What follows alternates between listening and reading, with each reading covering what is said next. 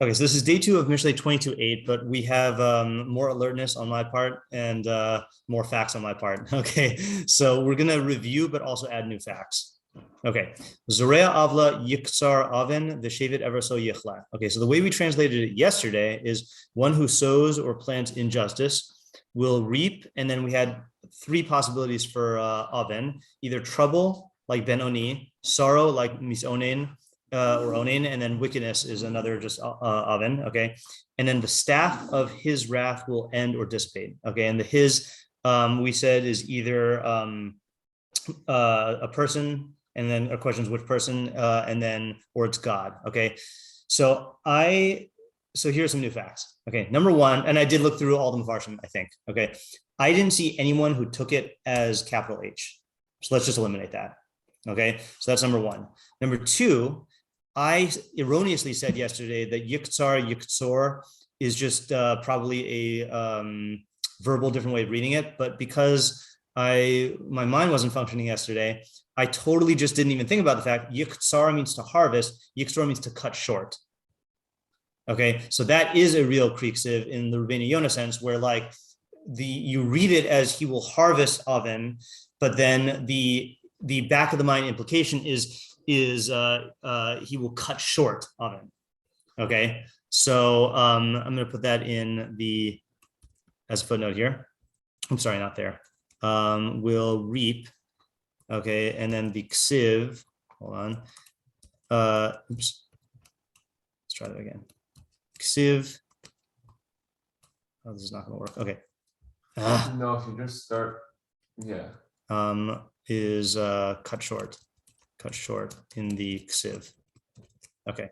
All right. So that's another fact. Now again, that's just like that's not gonna. We don't have to interpret the ksiv, but just to let you know. Okay. Another thing I found is that there are some who take oven as a modified form of ayin, of nothingness. Okay. So he will get nothing out of it. He'll reap nothing. Okay. And then the biggest thing I found is, and I don't know why, well, I know why I was not alert yesterday. I know why, but shevet. So I did not look up shevet in all Torah dictionary.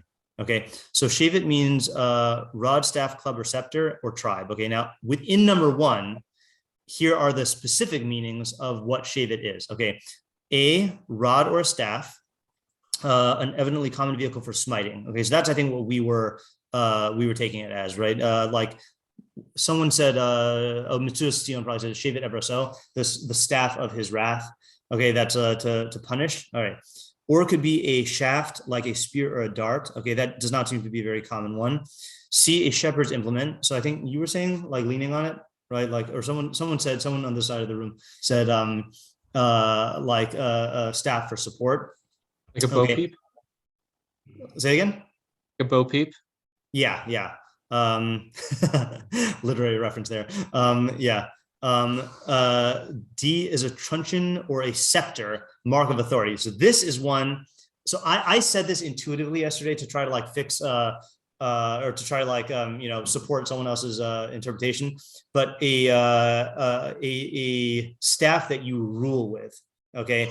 And that's going to factor in today, I think. Okay. And I just didn't know that was a what do you call a usage. Okay. So, I did know that was a usage. What am I saying? This is in the bracha to Yehuda, right? Well, what's the, hold on. Shiva lo yasar mi Yehuda? Yeah. Shiva lo, what do you say? What do you say? I said lo yasar shiva mi Yehuda. Yeah, that's it. Yeah. Lo yasar. Yeah. And something being raglav, right? Yeah. Yeah. So it is it's rulership also. Okay, so let's just write down those implications here. So it's either a rod of punishment. Okay, punishment, a shepherd's staff. Okay, a what do you say, spear or truncheon? Or no, truncheon was something else. A spear or a dart. I'm not even going to do that. That it's only used that way in one place.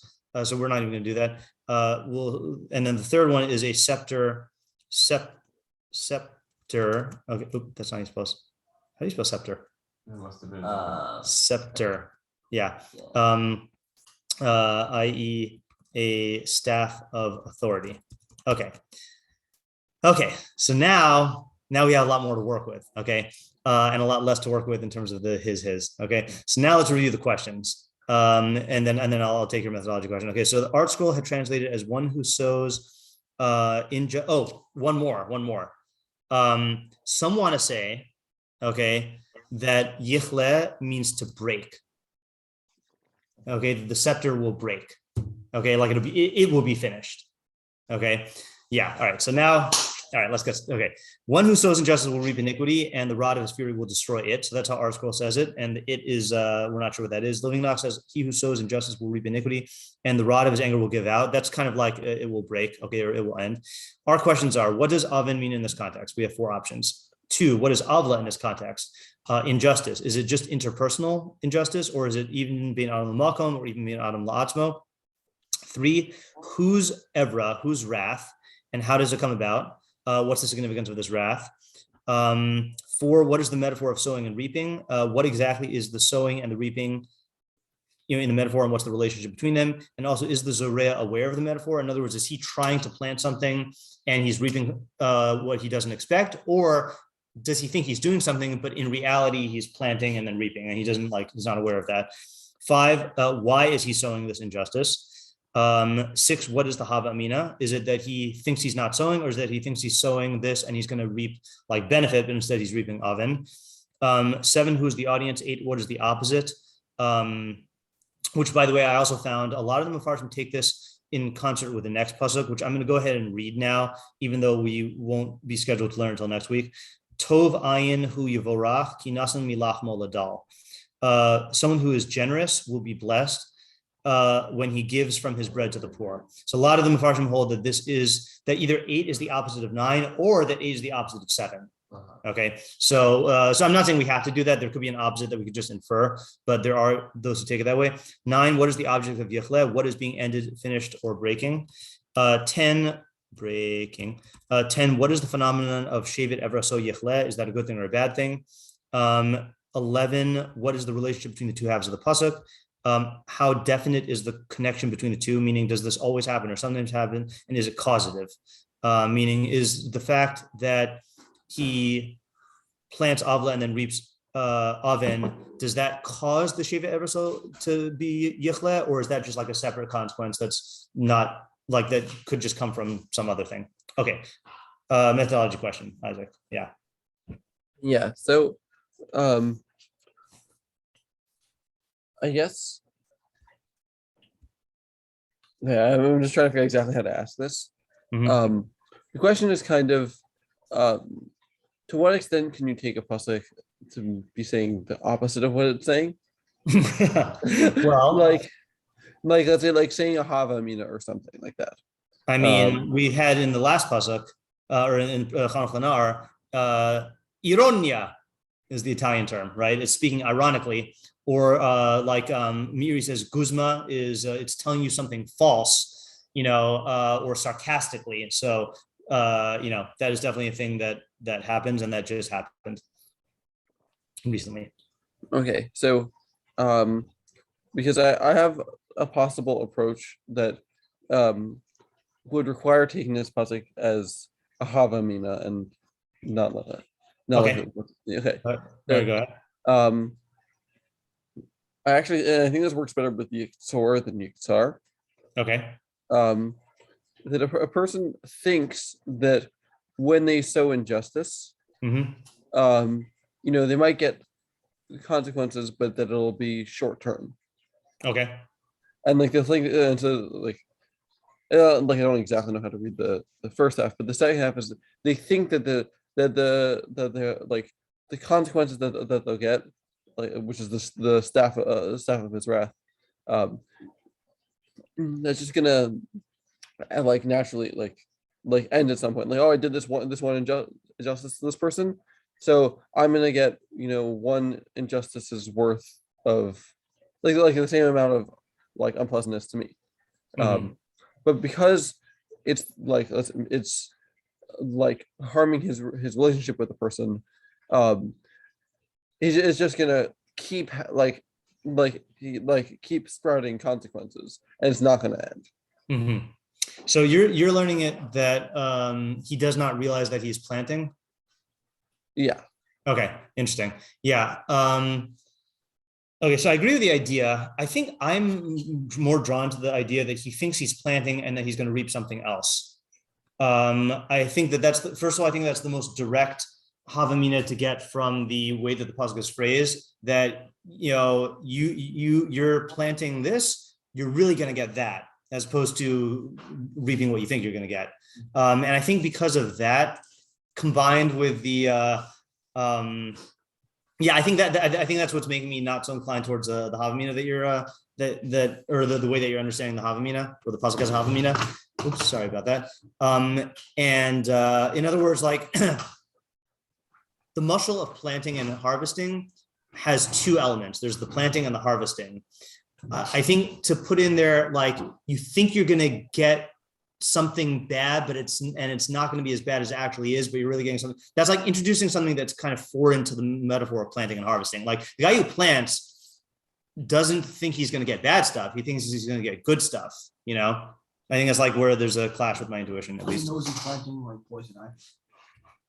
Yeah, I don't think you plant poison ivy. I think it just grows. Yeah. Okay. Well, Sorry. Yeah. I would just say that even according to that, I think maybe I guess I don't know if you could take half of it as like a hava. I mean, like the second half is like saying that he actually will reap oven, but then saying he thinks that it's gonna end and it won't. I don't know whether that's like. I think it's too complicated. Okay. Yeah. I think it's like we have basically two elements here, right? That יקצור oven and then shevet evraso yichle. And I mean, unless you can explain it in a way where, like, I feel like you're putting a third element into the pasuk. So unless I'm misunderstanding it, then I feel like it's introducing an additional factor and kind of minimizing the mashalim that are there. Okay. Yeah. So I guess the methodological question is, can half of the pasuk be a havamina? Theoretically, yeah. I just don't see it here. All right, let's go to Ariel. Yeah. Who the guy who's planting, like, who is he? Is he a Russia? Is he just a person who's seeding people? Yeah. So I a lot of the meforshim, I want to start looking at meforshim because I don't want this to go until tomorrow. That a lot of meforshim hold that this is the rich guy we were talking about in the last pasuk. Okay, the rich guy who rules over the poor. So let's start. Oh, did you have an idea? I did. Okay, go ahead. I did. Oops. Yeah, I mean, I don't necessarily think he's like a full-fledged Russia. Oh yeah, sorry. He might not be like a full-fledged Russia. I didn't mean to imply that, but yeah. Yeah. So I mean, maybe you could say that I want to read it. That one who sows injustice will reap nothingness. Okay. And the staff of his authority. Yeah. Of the authoritative staff of his wrath will break. Okay. I want to read that. Okay. Yeah, that's a smooth reading. Yeah. Yeah. So what's the idea? Because the second half of the pasuk is talking about him, and he's in the pasuk already. And I think the second half of the pasuk, it's not a contrast. It's more of like a continuation of like what the consequences. Yeah. Just to show you how smoothly that reads, by the way. So the way that a lot of meforshim read it is like this. Hold on just a second here. Ashir barashim yimshol ve'eved lovel ishmaveh. A wealthy person rules over the poor, and a borrower is a servant to a lender. But if in that capacity you are zorea avla, you sow injustice, then יקצור oven, then you will reap whatever you say oven is, and the authoritative staff of his anger will be broken, meaning the thing that he was using to rule over the poor will be broken. Yeah, so I'll just try to go like in 2-3 sentences. Sure. Very like mild. Yeah. Maybe just go back to. Oh sure, yeah. Yeah, I just it's very simple. If he intentionally. I think this guy is like, trying to deceive people. Yeah. Planting seeds in his deceptive ways or whatever it is. Like ultimately, like, he may think it's good, but it's going to result into nothingness because of the nature of like what he's doing. Mm-hmm. Right. And ultimately, like that will be recognizable, and like all his credibility and his authoritative power will just break, will just be destroyed. Okay, all right. That's Right. let's look into David because I think that's the closest to what you're saying, if I remember correctly. I did a lot this morning. Let's see. And then we'll try to put it together from there. So Metzus David says, oops, that's the wrong page. Metzus David says, Zorea. So Kmo hazorea davar ma hine יקצור hamin shazara. Okay, so that's the metaphor going to him. He's saying, like that's what people say, you reap what you sow. So like you think that you're going to, in other words, the mistake is of the nature that I think that if I sow this, I'm going to get something of a completely different type. That's false. Of course you reap what you sow. Like if you plant wheat, you're going to harvest wheat, So of course, if you plant injustice, you're going to get injustice back. Okay. Or in whatever you say it is. So kin hagmul lefi amasa. So too, the reward corresponds to the retribution corresponds to the action. Okay. So you're going to get what you sowed in the measure that you sowed it. Okay. V'shevet ever so, shevet chamaso. So he learns it, the wrath of his, the staff of his wrath, shehaya make v'rodeba, which he strikes with and rules with. Okay. Roda is like to be a tyrannical ruler, I think. Okay. Or I mean, it doesn't have to be tyrannical. That's what Adam and Chava are told also, right? Urudu b'tegas hayam u'b'chashmayim u'b'chol, etc. So it means like, but to rule over like from a position of like real authority, So I can't tell if he's learning it to dominate. That's that's what he would say. I think he's kind of mixing in the punishing with the ruling into the metaphor of the staff. Maybe because he's of the chamaso part. So the authoritative rod of his anger, which he strikes with and dominates with, it will end. Rotolomar yafsid hayacholas. It will he'll lose his authority or his ability.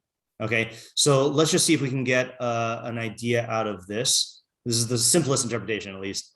Well, what are we lacking in the idea? What's the chiddush? Yeah, havmina chiddush. So just to state it in English again, right? So yeah, havmi I think is going to be an important question, right? So this guy is trying to exercise his authority. Let's just go back and see what the Metzus David said on the previous pasuk. I want to see if he connects it. I don't remember what he said. He said, he was saying the Asher B'das, but he did say it was ruling over people. Okay, so I don't want to connect it to the Das thing necessarily.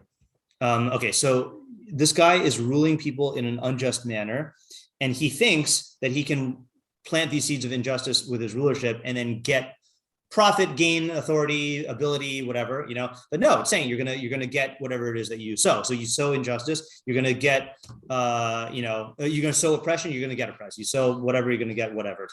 Okay.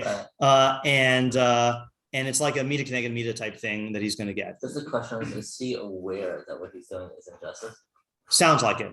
Yeah, Sean. Okay, so I'm not sure how much I'm presuming here in inserting an idea, but I do think, right, we have this concept within like the Shema, right, where people are going to, I'm focusing on the planting component, right, because when people plant things, they think that they have a certain control over what's going to come about through it, right? And so I think maybe the Havamina is that, right, because I'm the one planting it, I get to control the outcome of this thing. Okay. Right? Just like people who think that when they plant their grains, that their harvest is going to be determined on what they do and not on, right, the natural realities and consequences of the world. Right. So similarly, when someone plants injustice, they think because I'm the one planting it, I now have authoritative control over this thing. This is my crop. And then, what? This is my crop. And then because his error is in terms of his authority, he thinks that he has authority over this thing that he's sowing. So then the mita connected mita type response would then be a break within his authority because it was a mistake within his conception of his authority. Okay. I think that's a good approach. And I think it is on parallel lines with your approach, but I have now a clear idea based on that, what I'm looking for here. So what I'm looking for here is we have the subject of an unjust ruler and the consequence of the loss of his authority, and that is a familiar concept in Mishlei, at least, or at least if you try to exert power beyond its bounds, then you're going to get pushback or whatever. Okay, I'm going to actually read another interpretation that's kind of in line with that. But now what I'm looking for, this is what Sean is addressing, this is why it helped me, is how does the planting metaphor fit in with that? Okay, and if we can, and I don't know if we even need to do this, the shevet is like a royalty metaphor, or royalty like a symbol. I mean, Zorea is like an agricultural, like farmer type thing. And I feel like there's a little bit of a clash between these two. And again, this is what Sean is addressing. This is not a critique of Sean. This is like just echoing what Sean is saying. I want to give you an example though of the phenomenon Sean is talking about. This is in the Malbim, which you don't have in the packet.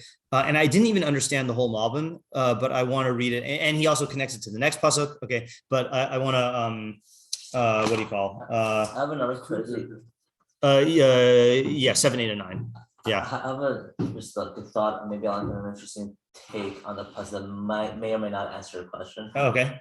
I wonder maybe if like the first half of the pasuk is talking about the like the mashal of like planting. Yeah. Right. And maybe one can assume that just like what you reap, what you sow is it can be very smooth and that's like the natural consequence of what you're doing. Right. But at the end of the day, like sowing injustice, you'll result into nothingness. Maybe you could take that idea and somehow rather apply to the second half of the pasuk in terms of like practicality, in that specific situation, like maybe a royalty type of thing. I don't know if I'm getting what you're saying.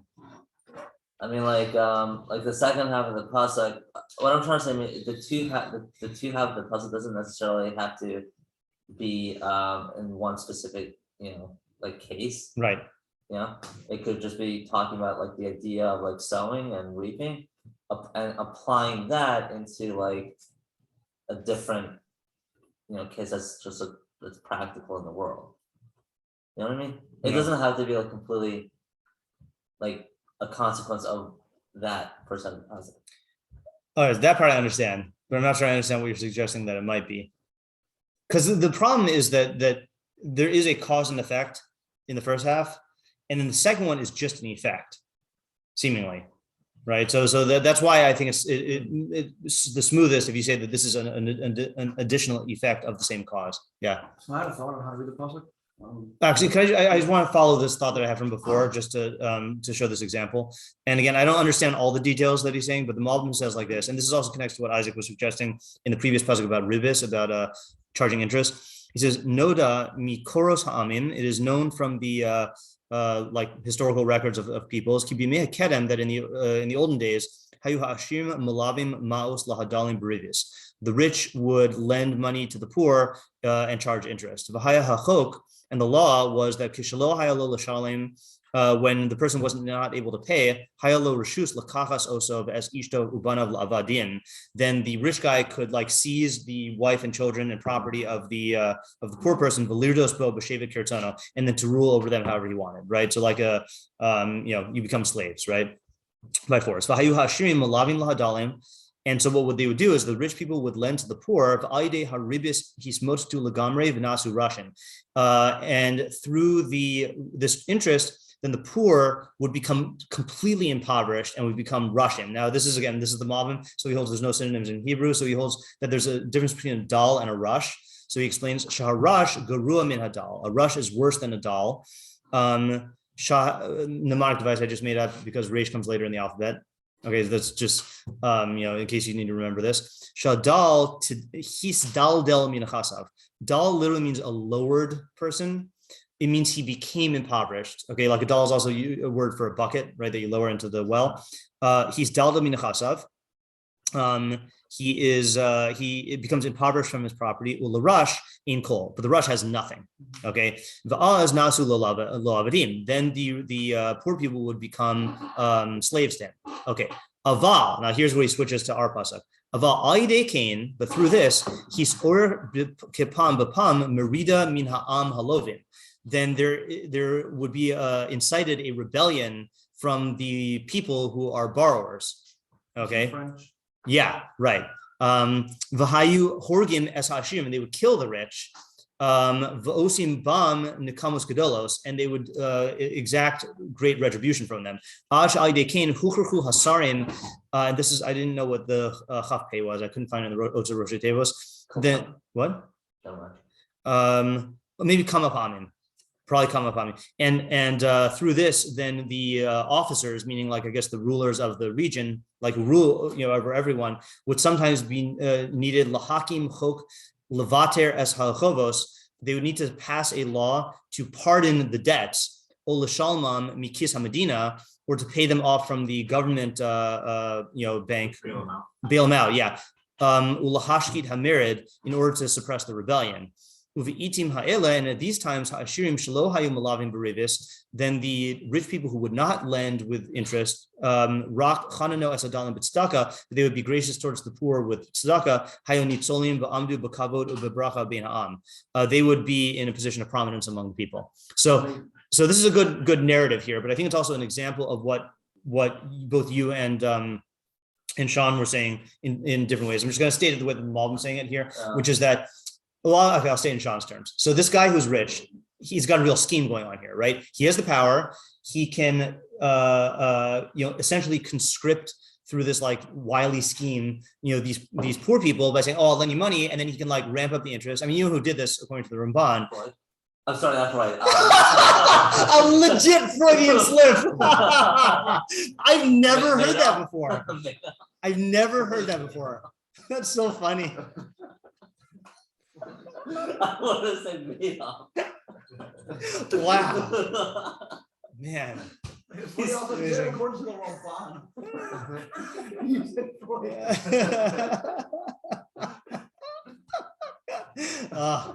Okay. All right. Anyway,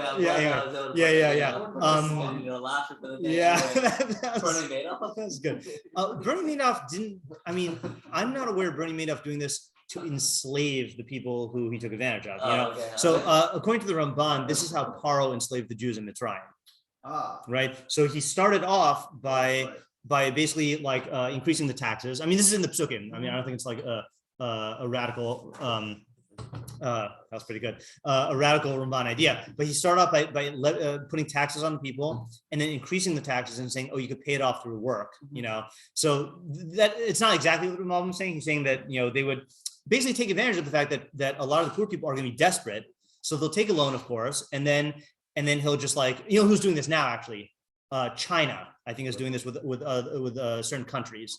Is that that's how they get a foothold. Is they build up all this infrastructure, and then when people can't pay for it, then they just take it over in the countries. Anyway, so what happens? So going with Sean's metaphor, just like a planter thinks that he has control of his crop and he knows what he's planting and he knows what he's going to get, the people who are lending money in this way with interest think that they're controlling these poor people. But what happens is they don't take into account the fact that the poor people, there's a certain breaking point where the poor people are going to rise up and start a revolt, and it's going to totally like either kill or disempower the rich people, or the government's going to bail them out and the rich people get nothing, right? Like, and the government will just relieve their debts, so it's spiraling out of control. When the rich people still get something, you just buy it from the government stuff?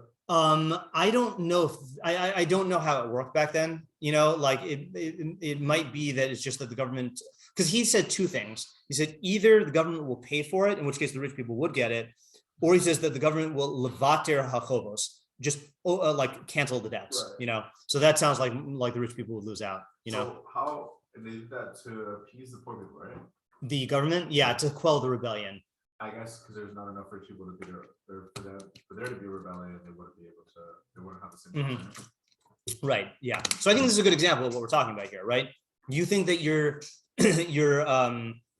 have this like operation going, right? Where it's not like a one-time injustice. It's not like you go and you steal from store. You have this operation going where you plan for there to be a long-term benefit from your taking advantage of these people, but it ends up spiraling out of control, and you lose your control and your power's broken. Our competition's doing that. Oh yeah. EXP Realty never Okay. I mean, look, if you want to sponsor this episode and make it into a commercial against your competitors, I'm not going to stop you, Yeah. Okay. Yeah. So does this fully explain the idea? I feel like as the more I talked about it, the more I became sold on the idea here. Let's go. For the pasuk, Yeah, let's go back to the pasuk and just read it again. So Zorea Avla, one who plants, who sows injustice, thinks he's going to be reaping a harvest, but he's really reaping trouble, sorrow, wickedness, or nothing. Not wickedness wouldn't fit in here. I think it would be either trouble, sorrow, or nothingness, right? Like in this interpretation, he's going to get, at the very least, he's going to get nothing, right? It's just not going to come to anything, but probably he's going to get some sort of like bad consequence. But the staff of his authority will be broken because he tried to take advantage of these people, and they don't stand for it. Yeah. Because it sounds not entirely the same, but at least the same question that you had on me for how I was using wrath kind of loosely as like their methods or their authority. Sounds like kind of how you're using wrath. Yeah, well, if you were here for the first part of this year, then you would hear that I said that I found more facts that support the way I was trying to rehabilitate your interpretation. Oh, okay. Which is from the fact that shevet, we found out, means a staff of authority. And the ruling with the wrath, the Metzudas David is saying, is oppressing. Awesome. Yeah. So essentially, I saved you. No, okay. No, it wasn't me. It was the Al HaTorah showing that shevet means authority also. Okay. Yes. So you had a question before about the This is gonna be your approach now. Like bushes. fish, yeah. Okay. Yeah. I don't know if it's a super different one. It's Yeah. just an idea. Sure. Well, actually, it is different. Because you were asking it's almost like dichotomous to say that he's like a farmer, but they also is like a ruler. Yeah. So I wanted to say that somebody who sows injustice is somebody who starts off as like a nobody, Mhm. and then the way that they get to power is by planting these seeds of I was thinking of it, it's like of injustice within a system. Yeah. And then I think trouble would work the best for what he's reaping here. So he thinks he's reaping something good even, but in the larger picture, it's, I would say, I guess, trouble, maybe even wickedness. And then at that point he has a staff, right? Because he works his way up here. Mhm. But then since he was built on like these seeds of injustice, like at the end of the day, it'll all come back to him and he's gonna break and Mhm. yeah. Okay. Yeah, I hear that. A little bit too narrative-y for me, in the sense, yeah, like too much of a sequencing of plot points. Yeah. But that did trigger another thought, which is that maybe not the way that the Malbim is reading it, but maybe going back to what Sean was saying with the emphasis on the control. So it is interesting that there are two forms of control here. One is planting and reaping. The other is if you take shevet to be like a shepherd staff, of like shepherding and guiding. No, actually it works for the rulership also. What am I saying? Yeah. Okay. That's the you don't need to go to the shepherd thing. Okay. Let's do another interpretation. Sadigon, who's not the Sadigon in your packet. Sadigon says, interesting thing here. It wasn't a Sparty, by the way. Yeah, you're right. Yesterday we learned that Chaim learned that Sadigon was not Sparta because this is pre-Sparta Ashkenazic distinction. Yeah. Where was he from? He was from Sura and Pumbedisa. He was from like the original academy. I mean, that he was a Gaon. So like the heirs to the yeshivas in Bavel. Yeah. The sparm came from him. No. That's what I thought too. No. Yeah. Okay, so he says, Anu Yodim, we know ki ha'avil, that injustice, eno nizrav lo niktar, that injustice is not planted or reaped, right? It's not a crop. Ella sham, I think we said it yesterday, right? Ella shahamashal, I don't know why, by the way, right here, he's explaining how mashalim work. Okay, Ella shahamashal asa esafula kizriya, the mashal makes the action into planting, v'hagamul, and the result, kiksira, like harvesting, kadei lakarvan lateva, in order to make them real to the emotions. Okay, lakarvan lateva is Sadigon code for making it real to your emotions. He explains that at length in the Hakdama. What do those words mean literally? To make them close to the nature. Nature. Yeah, but the nature here he means human nature, not like natural world nature. Right. Yeah, he means animal nature. Yeah, Kamosha Amar Hanavi, as the Navi says, Ziru lechem litzdaka kitzru lefi chased. Okay, this is in Hosea. Apparently, the Navi says, plant for yourselves for tzedakah reap for yourselves according to chesed. Ki kozman shecharashasam rasha avla shecharashtem resha avla sa kitzartem. As long as you plow evil, then you will reap injustice. Okay, so that's just explaining how the mashal works. Okay, the inyan, but the idea is the inyan b'shevet evraso yichle, klomar ha'azaso neged b'nei adam. So he's saying it is his brazenness against people, v'charifuso l'rishus, and his I think charif is not here like sharp. Charif here is like brazen, like macharif u'magadef. Like his brazenness for evil, tichla, will cease. Okay, now listen to this list. What does it mean it will cease? O b'moso hativi, either with his natural death, o b'misas kares, or with kares, which we know according to Sadion means misa b'dei shemayim, means premature death. O b'heder yicholas yierala, or with the lack of his ability. Okay, like he's going to lose his ability, his power. O b'ma shedom l'kach, or something similar to that. Shiver Hashem Mate Rishayim.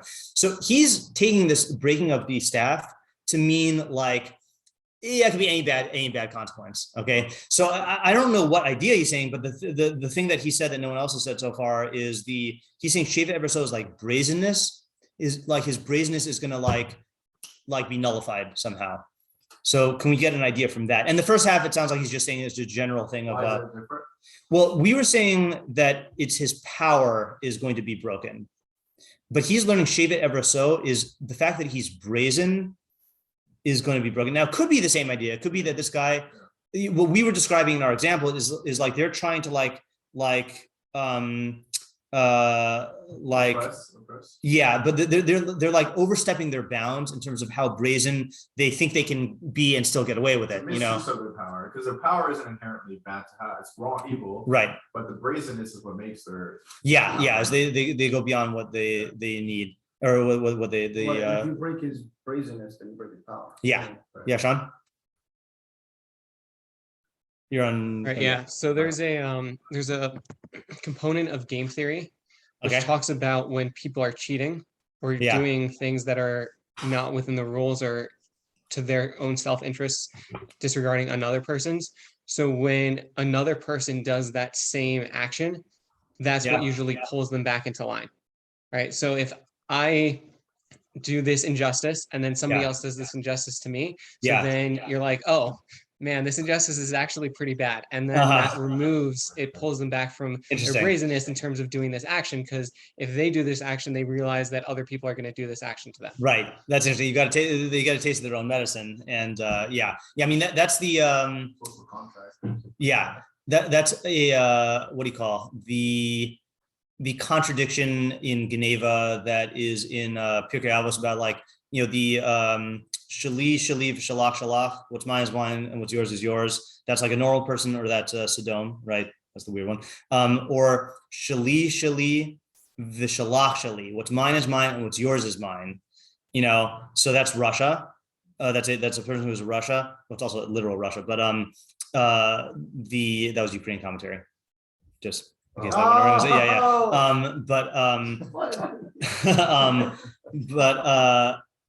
that's the contradiction, is that the Russia is fine having that philosophy when he's the one who's implementing it. But when someone else goes up to him and says, Shali, Shali, for Shalach, Shali, and then takes his stuff, then he's like, what? You can't do that. Well, then why can you do that? You know, it's just like, I think it's a really simple, like one-liner of like why, like we've learned about like Rishayim, like as a group not working. Yeah. And like, we talk about all these ideas, but like, I feel like that's like in other words, what's going to happen with Rishayim, we have learned ideas like this, especially in on Monday nights, is the Rishayim will work together because there will be a better profit for them, but up to a certain point, then they're going to come in conflict with each other and like they're going to stab each other in the back. Yeah, it's like when the classic bank heist movies where like at the end the guy wants all the money for himself. Yeah, but so did everyone else. Yeah, well, the opening scene of Dark Knight. Yeah, we've shown.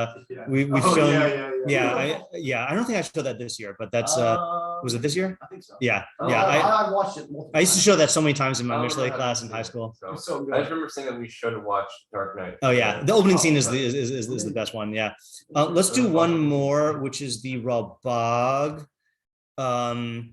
Do we answer the question?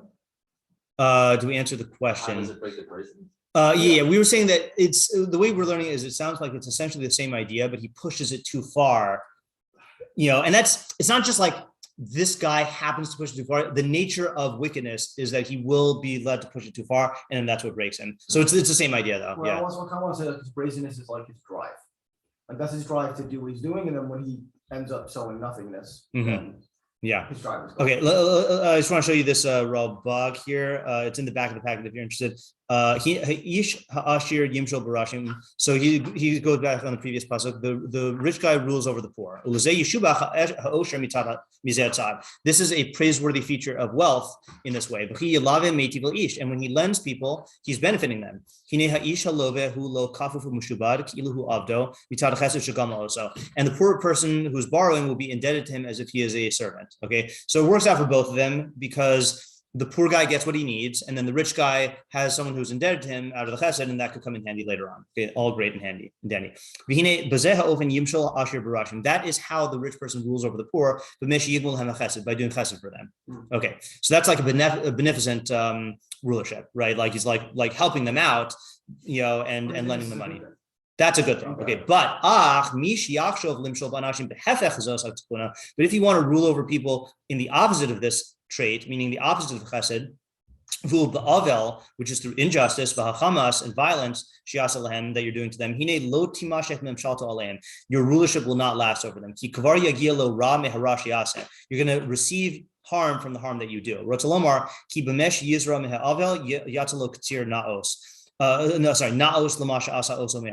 By planting injustice, you're going to reap that which is proper to the thing that you planted, meaning the evil. This harvest that and fruit that you're going to get from your injustice is toil and misfortune. Lo davar sheish bo toel. It's not something that helps you. And then that ra will lead to destroying or diminishing the staff of your wrath. You will not have any authority anymore, through which you used to use to strike people with the staff of your wrath, like you used to do before this. So I don't know if there's what the different idea is, but here I just want to show an example of, he's saying that let's say you want to be in a position of authority. Okay, so if you do chesed, it puts you in a position of authority because you're supplying people's needs, which makes them indebted to you, and you can rule over them, but you're doing it in a way that's in line with justice and help. And you do get a certain amount of, like, you get to call the shots because you're the one who has the good that you're distributing to people, and they are indebted to you. But if you take that position of authority and then you abuse it, so then you're going to end up losing your authority, whether it's like the Maldon said, or let's say just a general thing. Let's say you are a tyrannical boss, your employees will stop listening to you, or like a tyrannical parent who's always like yelling at a kid. The kid is not going to obey you.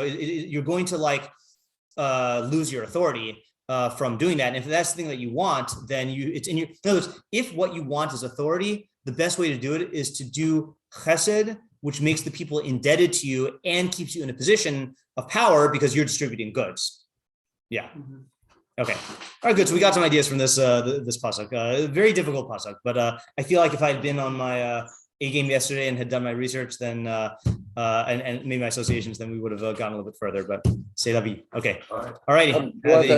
Oh yes, and thank you. What's the plan for tomorrow? I'm fine doing Q&A because Sean and Isaac said they can make it in person. Okay, you're good for Q&A. Okay. All right. So we have enough. All right. Thank you for reminding me. All right. Have a good day. Bye.